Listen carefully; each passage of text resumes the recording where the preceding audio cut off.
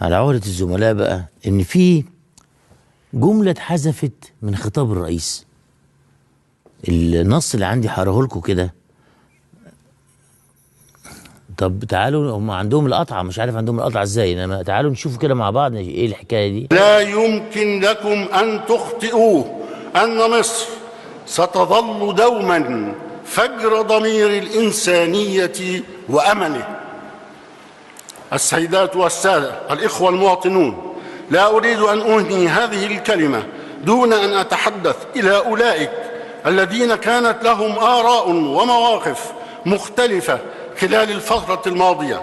إنني أدعوهم للتحلي بالشجاعة والتخلي عن العناد والمكابرة التي نعلم جميعاً كم هي كلفتها على أمن الوطن ومصالح الناس.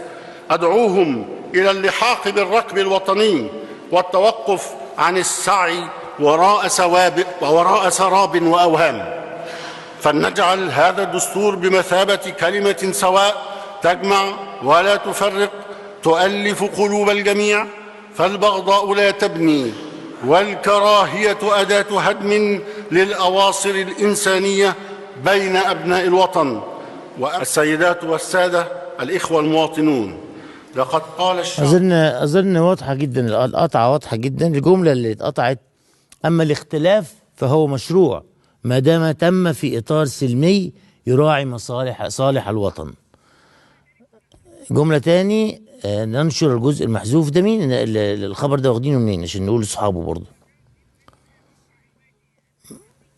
موقع الوادي، رئيس تحريره زميلنا العزيز خالد البلشي، وموجود في كل المواقع.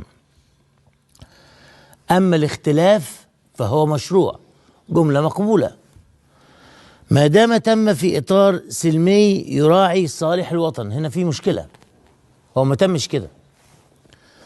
بس هو بقى السؤال اللي مش هنعرف له على إجابة خالص مش هنوصل له لإجابة خالص: من الذي حذف هذه العبارة من خطاب الرئيس؟